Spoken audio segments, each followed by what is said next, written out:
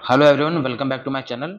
दोस्तों, आज हम लोग बात करेंगे नेशनल पीजी कॉलेज का ये पॉलिटिकल साइंस सेमेस्टर 1 का यूनिट 4 हम लोग डिस्कस करने वाले हैं।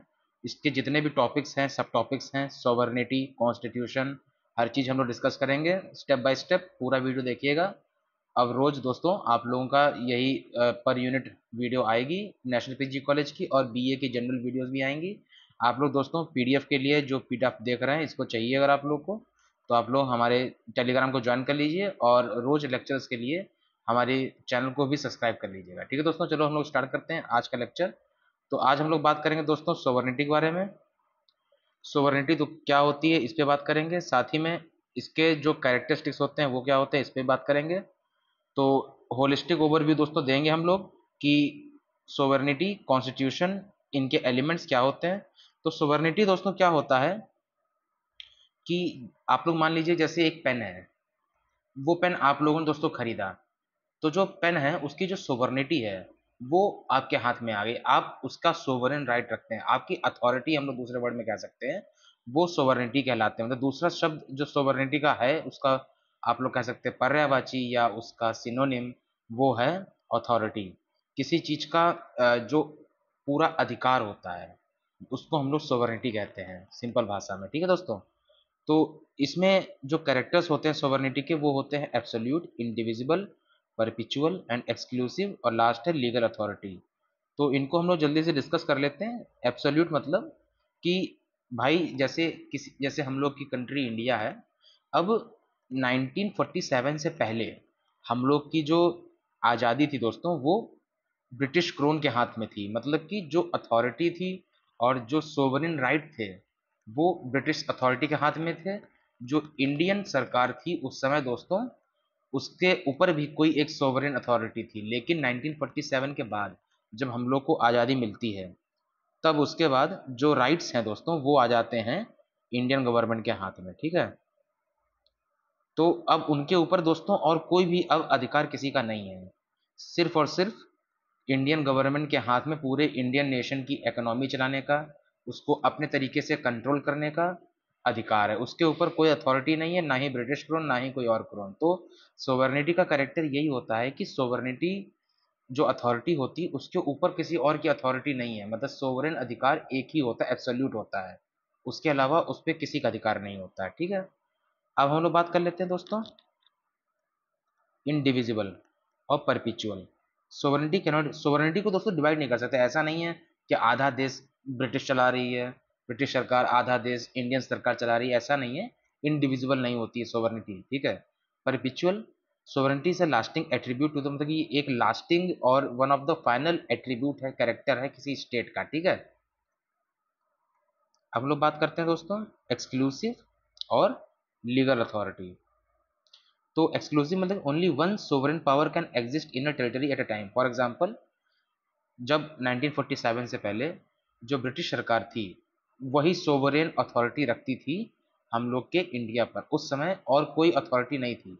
लेकिन जैसे ही 1947 के बाद इंडियन गवर्नमेंट के पास सोवरेन अथॉरिटी आ गई थी इंडियन नेशन की, तो उस समय सिर्फ और सिर्फ एक टाइम पर एक ही जो सोवरेन अधिकार है कोई कंट्री किसी कंट्री के ऊपर रख सकती है।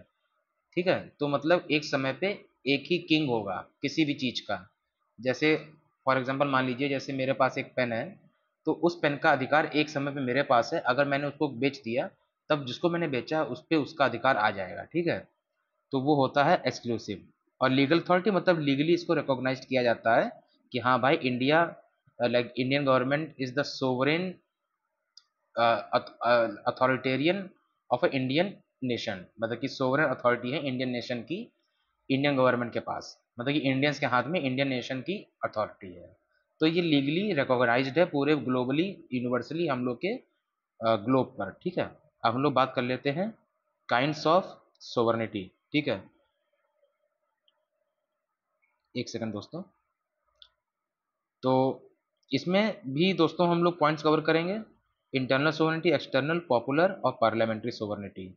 तो इसमें बात हो रही है कि सोवर्निटी कितने प्रकार की होती है। पहले हम लोगों ने करेक्टर्स बात की, अब दूसरे पे हम लोग टाइप्स ऑफ सोवर्निटी।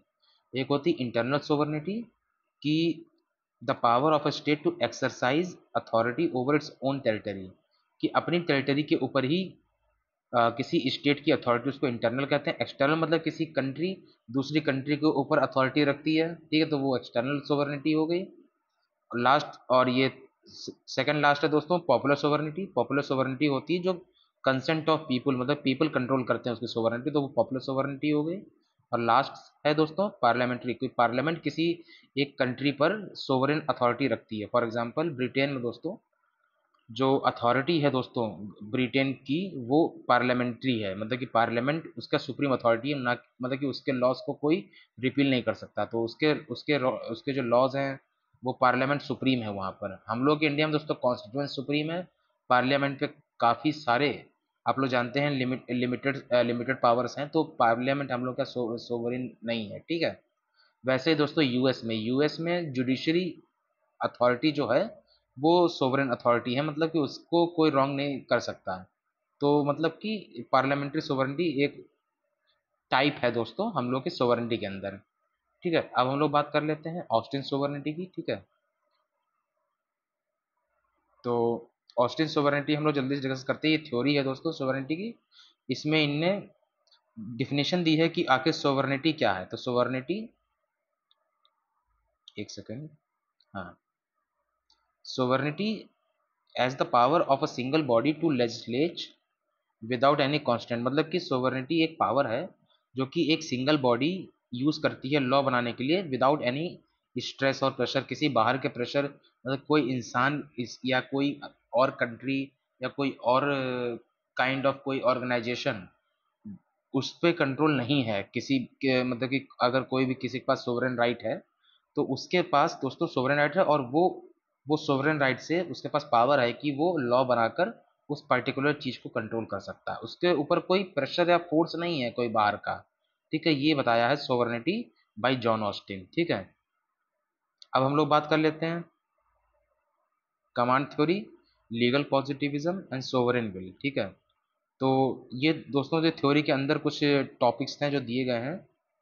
तो command theory, laws are commands from the sovereign backed by threats of punishment. Legal positivism, this law is separate from morality, legal rules are based on social facts rather than ethical consideration।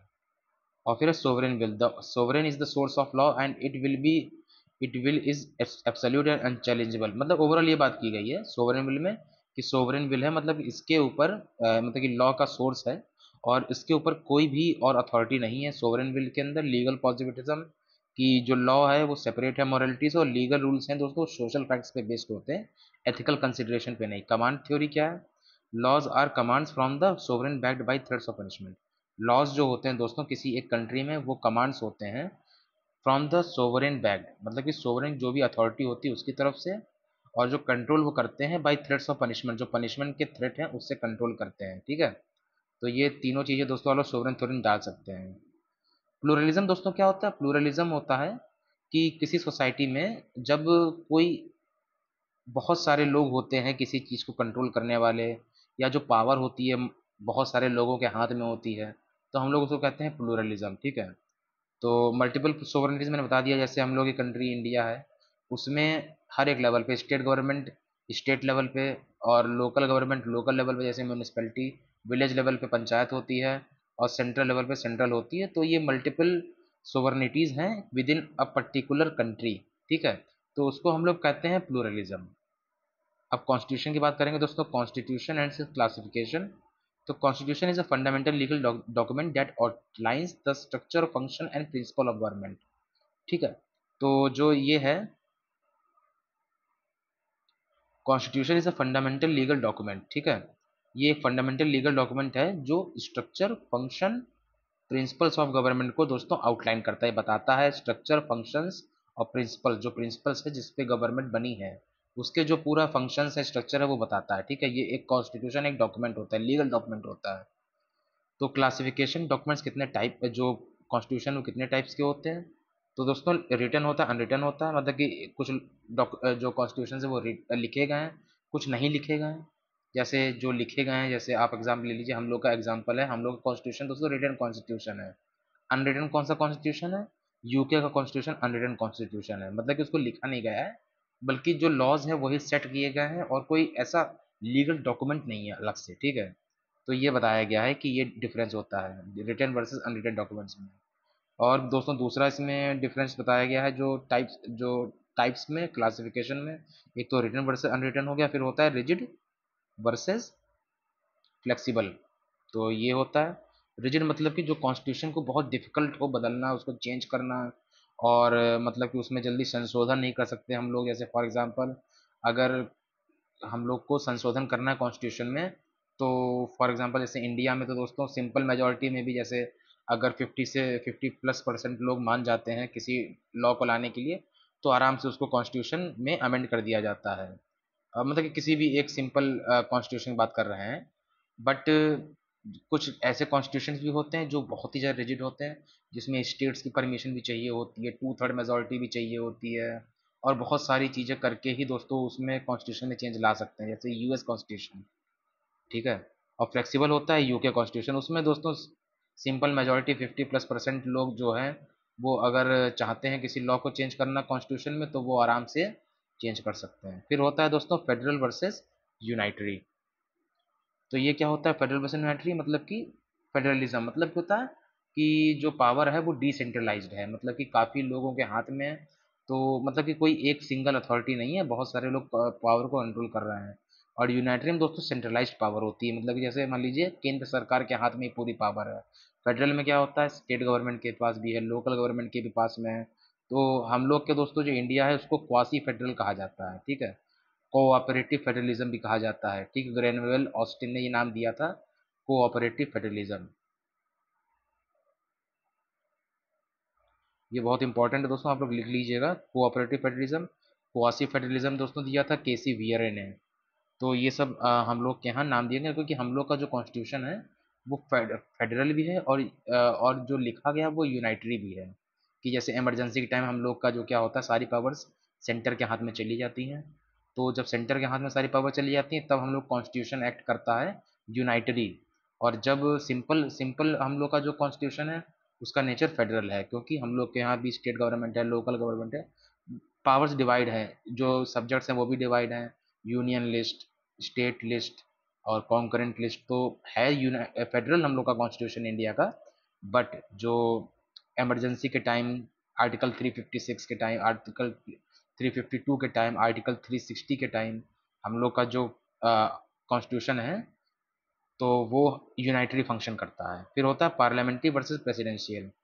जब president दोस्त इसमें ये भी एक classification है, parliamentary होता है दोस्तों कि जो एग्जीक्यूटिव है उसकी जो लेजिटिमेसी होती है फ्रॉम लेजिस्लेचर से होती है। जैसे इंडिया में जो एग्जीक्यूटिव है वो लेजिटिमेसी, जैसे जो हम लोग के लॉ मेकर्स हैं जो लेजिस्लेशन कर रहे हैं वही एग्जीक्यूटिव्स भी हैं। जैसे फॉर एग्जांपल जो लोग सदन में बैठे हैं वही लोग दोस्तों लॉज भी बना रहे हैं। और प्रेसिडेंशियल इलेक्शन क्या होता है a separate election of the executive and legislation, मतलब कि प्रेसिडेंट के चुनाव अलग होते हैं और जो लेजिस्लेचर है उसके चुनाव अलग होते हैं, मतलब कि सेपरेशन ऑफ मतलब एग्जीक्यूटिव एंड लेजिस्लेटिव पावर्स।